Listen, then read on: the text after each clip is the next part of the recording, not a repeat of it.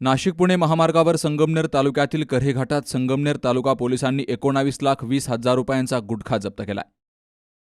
Police निरीक्षक प्रवीण साळुंखे, उपनिरीक्षक विकास काळे, महेश शिंदे आदी पोलीस कर्मचारी गस्तीवर असताना एका स्कॉर्पिओमध्ये अवैध पद्धतीनं गुटखा आणि सुगंधी तंबाखू मिळून आली आहे.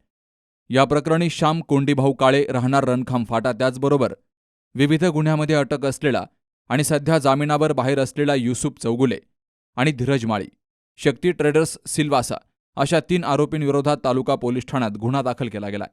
पोलीस कर्मचारी अमित महाजन, सचिन उगले, सचिन सोनवणे, बाबासाहेब शिरसाट, शांताराम झोडगे यांनी या स्कॉर्पिओची झडती घेतली असता या स्कॉर्पिओमध्ये पोलिसांना 6,53,400 रुपये किमतीचा विमल गुटखा मसाला, त्याचबरोबर 66,000 रुपये किमतीची सुगंधी तंबाखू असा मुद्देमाल मिळून आलाय. तर यामागचा मास्टरमाइंड युसुफ चौगुले हा असल्याचं पोलीस तपासात निष्पन्न झालंय. त्याच्या सांगण्यावरून सिल्वासा येथील धीरज माळी आणि श्याम कोंडीभाऊ काळे या 2 आरोपींनी हा गुटखा विक्रीसाठी आणला असल्याचं निष्पन्न झालंय. संगमनेर शहर आणि तालुक्यात गुटख्याची मोठ्या प्रमाणावर विक्री होतीये.